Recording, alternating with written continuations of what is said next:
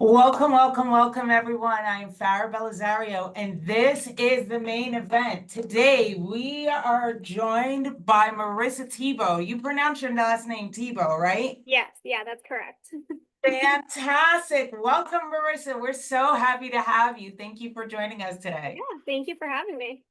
Absolutely. So we're going to jump right in. So first and foremost, you are one of the first agents that I've interviewed via the main event that is a newer agent. So tell me a little bit about how you got started. You only got started in real estate about 4 years ago. Tell me a little bit about how you got started in real estate and how you think you got so far so quickly. Yeah, so I actually got into real estate. So I was a dental assistant before, and it was during COVID when I was like, it's time for a change. I don't want to be in Mills. I don't want to do this anymore. And I actually got into real estate because my mother-in-law is in real estate and she has been for 20 plus years. So she kind of was like, I really think you'd be good at it. You have that personality, but it was something I just didn't think I could do. I'm like, how can I do this? Like, there's so many agents in the area. And my husband kind of pushed me a little bit to be like, just do it. We'll just get into it. My mom will be a great mentor. And honestly, I have to owe it to her. She gave me so much guidance on how to really jump into it and get started. Oh, that's fantastic to hear. So you had somebody there that was able to be really helpful. So in those first few months, I know you said she helped you. What did you really focus on that helped you start gaining traction? So I would say organization was a big thing for me. That's always been a trait that's been big for me. So I time blocked a lot of my days. So Monday was my marketing day. Tuesday was my touch base day. Wednesday was like my day of, all right, I'm going to leave this open for showings because a lot of people wanted that midweek showing. So I'd say a lot of it was the organization and kind of figuring out how I was going to set up my business to make sure that I was getting everything done weekly.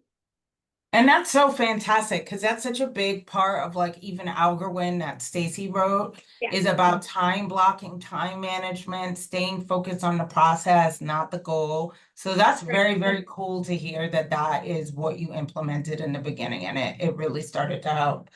So, what was your very first marketing strategy? I see you all over Facebook as well all of the time. So, you're very heavy into marketing. What was your very first strategy and what did you learn from it? Um, I think at first I was like, is this stuff annoying? Like, do people hate seeing me post all of this stuff all the time? But I got a couple compliments from friends that have businesses that aren't related to real estate. They're like, you're really doing so good with your marketing. Like, I want to do what you're doing. So I kind of was like, okay, it's not annoying people if they're noticing it. And I kind of scaled back a little bit on doing a little bit of like more about me and more about real estate too. So people could get to know me a little bit more, but also know what I was doing in real estate at the same time. I love that. And I think it adds such a human touch, right? As Right. opposed to marketing, marketing, marketing, there is you, the human being, until people get to know you. Yeah. I love that. I think that's amazing. So, how did you begin really shaping your personal brand? Because I feel like with marketing, it is such a big word and can be so vague and can be really hard to pare down and kind of have a brand voice. So, how did you go about doing that to begin with and in such a short time? Honestly, when I first started, I wasn't focusing on a brand. I was just focusing pretty much on what am I going to do to to connect with clients, and how do I stand myself out from other agents. So I didn't always focus on just like when I posted something, it wasn't about just how did like just sold. Cool, like I just Yeah. sold. It was more how did I get the house sold? What did I do to get there? I didn't just submit an offer for my buyer. There were 6 weeks in between. We hit hiccups, we hit things that happened, and how did we navigate it? But honestly, Canva has been my bestie through marketing. Like I don't know what I would do without it. And it's a lot in the beginning. It can feel overwhelming because you're like, what am I doing? Am I making the right stuff? But the more you do, it just gets easier each time. That is very cool. I think that, and Canva is such a great tool as well. And you're so right to talk about what happens and kind of like almost document how that happens for your client and on your social media. It's amazing. I think how you do your marketing is so amazing because it is almost borderline like influencer marketing, and it's so cool. What role does social media play in your business today? Do you do most of your marketing via social media as well? Yeah, I would say pretty much Facebook. I've been doing a little bit of TikTok, getting a little bit more into that, but sometimes I'm like, oh, I don't know if I can do the TikTok videos, but I would say it'll always play a role in my career, no matter what. And I think any agent that's jumping in, no matter in the age, you have to roll social media and to your marketing because that's just where everybody's looking nowadays. It is. I very much agree. So how are you balancing these digital tools, right? We're in 2025, there's so many digital tools that Mhm. can be used with more like traditional marketing. Have you come up with your head like an algorithm of what works for you and how is that working? So I really don't do too much traditional marketing. I feel like I kind of jump out of the box a little bit. And before when I first started in real estate, well, I would post like, oh, what happens at a home inspection? I'm like, nobody cares what happens at a home inspection. Like nobody cares. They more they more want to know like what houses are available, where's the interest rates, where's the market at. So to be honest, I don't really think it's something that I'm like, okay, I'm gonna really focus on this and I'm going to do this. It's kind of like week by week. What am I seeing out on social media? What am I seeing on news? And that's where I kind of pull in. And every Monday I write on a calendar, what am I going to market this week? Do I have a closing coming up? Do I have a listing coming up that I could do a coming soon for? So that's kind of where I don't really focus mainly on what I'm posting. It's more like Timing. timing on what is important to other clients. Oh, that's really cool. And I love because I feel like it goes back to what you were talking about at the beginning. You kind of start your week and you schedule everything out and you know what's happening and you kind of time block and you kind of approach marketing in the same way. It's kind of that time blocking thought process too. Very, very cool. So, how do you use marketing to create genuine connections? Because I think that is a huge issue for most people. When they think about marketing, they kind of think of it as I'm going to just put this up, just coming, this coming soon, just so. And there lacks genuine connection. But I notice with your marketing, it's very human. So, how do you create that genuine connection? So honestly, when I do like coming soon or just sold or just listed, I kind of focus my social media on what the house, like what type of buyer the house is going to bring in. So is it a Mm. first time home buyer house? Can I keep it fun and spunky? Because that's going to bring in that younger crew who's like, oh, I can relate to her. Or is it going to be somebody where they're downsizing? Because if they're downsizing, they've worked with realtors in the past and they were very professional. They didn't use social media. So I kind of approach it as what type of buyers is this house going to bring in? That is very, very smart. And then you kind of connect with who you think they are. Right. So what's your And process? sometimes they aren't that person that you think they are when you connect with them, but then you kind of get to know them a little bit more and you know exactly how to approach it too. Oh, that's good too. I really think it's really helpful to kind of guess where they're at and market in that direction. And then when you meet them, you can continue creating that genuine connection. What's your process when you're marketing a listing to make sure it reaches the right buyers? Because you kind of talked about it a little bit right then too. Yeah, so same thing, just more who's this gonna, what type of buyers is gonna bring in. And sometimes you do have the older first time home buyers who still like to connect with somebody that's younger because they have the energy and they're there. So I would say it's more same thing, connecting whatever type of buyer or seller that's gonna bring in into that particular home. That's very cool. How do you keep your marketing about your client's story while still building a brand? I thought that was such an interesting Yeah. question. That one was a little tough when you sent me that question. I'm like, oh, it could go one or two ways. But honestly, it's more their story. Yeah. Not my story. I mean, they came to me, maybe they're welcoming their first baby, maybe it's their first house, maybe they just got married. So a lot, and I would say like a lot of it is the teamwork throughout the process. So I don't really focus a lot on my brand when I do just solds or things like that.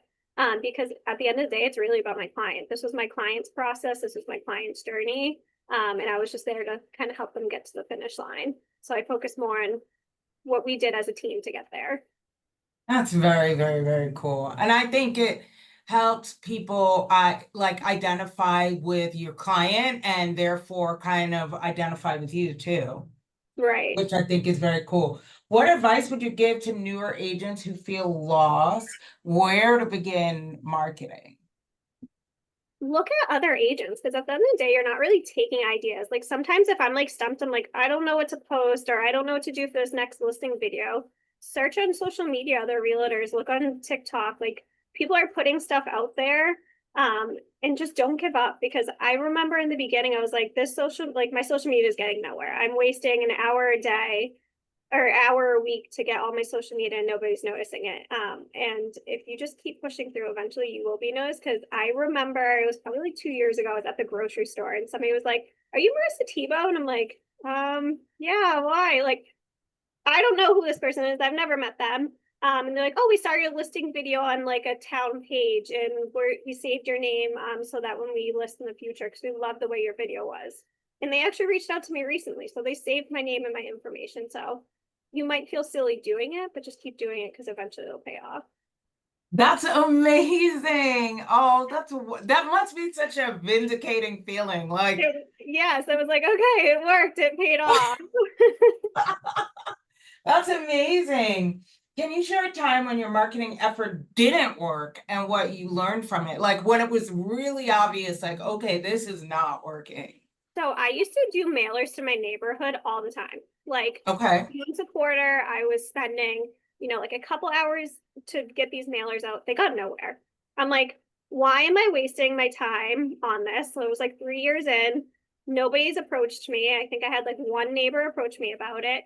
And I was like, you know what? I'm not going to focus on that. And I'm going to focus more on social media and personal drop-bys because I enjoyed doing that more than I did sending out these mailers. So sometimes mailers work for people, mine wasn't. And so I just figured, you know what, that marketing tool doesn't work for me. So I just focused on social media, personal drop-bys, and honestly, that was more successful. So I just kept with that and got rid of the mailings. I still do the just sold mailings when I have listings that I just sold, but I Mhm. don't focus on like farming that much anymore. And I think the kind of cooler thing you kind of said it before was that you enjoy drop-bys and you enjoy social media. So there's that part of it too that I think people don't pay attention to because I do think you have to enjoy what you're doing in order to Right, be really successful at it. right, Because it's hard to drag yourself to do something you don't want to do. And you know you're not probably going to do the best at it anyway. But that is a really, really good point. right. Looking Yeah. ahead, what do you kind of see for your next marketing opportunity agents should be paying attention to? You really have to get in front of the camera. I mean, Yes. it's I even like even this interview, this is out of my comfort zone, but this is something I wanted to do to help other agents that felt stuck because I remember being in their shoes, being like, how do I do this? Like, how do I stand out from other agents? So you just have to do what makes you uncomfortable because that's where you're going to be successful. Is just push through things. When you do listing videos or you do fun reels on Facebook or you do videos like to post to say hi to your clients, nobody's going to notice that you stumbled over your words or that you missed a word. Because I remember one time I did a video and I showed it to my husband. I was like, "Oh my goodness, did you see how bad that was?" And he was like, "No, if you never said anything to me, I would have never noticed." So it's more, you're going to be a critic to yourself. So just get in front of the camera and do it because 2026, I feel like there's going to be a lot more videos and tours and fun, like reels that people are going to be doing to stand out from other agents. I think that is such good advice. And I love what you said about kind of pushing through because I think that's where people get hung up on. I heard a quote not too long ago that your worst video is better than the video that was never made, which is very, very Right. true. And the more you do them, the easier it gets. And eventually you're hearing your own voice does get annoying, but after a little while, you'll get used to it. My Yeah. husband will be listening to the video in the other room. I'm like, oh, that is me. That is 100% me. Yeah, no, but I agree. You do have to push yourself out of the comfort zone. And I also agree. I do think we're heading even more into a time where people are reliant on videos for information in Right. any form. And so I think that's very, very true. This has been awesome. I love learning about you. Thank you so much for sharing. I Yeah, know we're sure. super early, but you and I are both fast speakers. So We are. And I was very prepared for your questions, so. yes, yes, you were like, bup, I got the answers. I love it. Thank you so much for Yeah, joining thank us, you. Maurissa. This was a great time. Everybody, this video will also be on Facebook and it will be on YouTube as well. All right, awesome. Thank you. Thanks, Marissa. Talk to you soon. Have a great day, everyone. You Bye. too, bye.